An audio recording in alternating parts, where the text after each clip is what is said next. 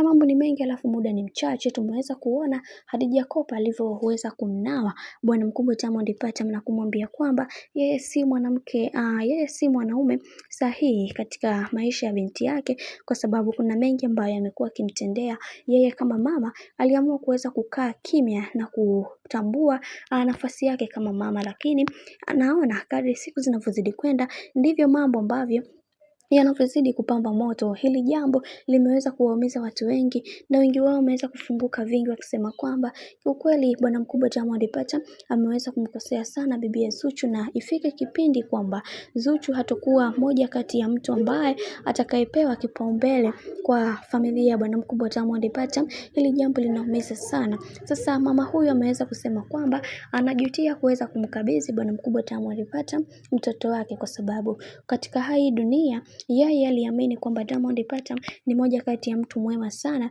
kwa upande wa kuweza kumlea binti yake, na alimkabidhi binti yake akiamini kwamba yeye ndiye mtu sahihi ambaye atakayeweza kumfanya binti yake aweze kutambua thamani yake na aweze kuelewa maisha jinsi yalivyo.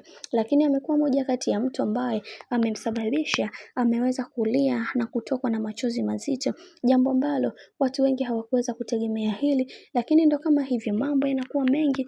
Na kwa upande wa Khadija Kopa, kwa ukweli ameweza kueleza kwa uchungu na kutoka na machozi, na akisema kwamba najutia katika kila hatua ya maisha ya mtoto wangu ambayo amekuwa akiipiga katika familia hiyo. Tulikuwa tunajipa imani kwamba ipo siku familia itamfanya awe wa thamani zaidi, lakini kadri siku zinavyozidi kwenda ndivyo mambo ambavyo yanavyobadilika. Kiukweli hili jambo limeniumiza na limenikosesha amani kuweza kuona mtoto wangu anafedheheka na kuzalilika huko kwenye mitandao ya kijamii. Limeniuma na sitamani hata kuweza kulizungumza, ila ninaamini kwa uwezo wa Mwenyezi Mungu mtoto wangu atakuwa katika misingi na mikakati iliyo bora zaidi kadri siku zinavyozidi kwenda.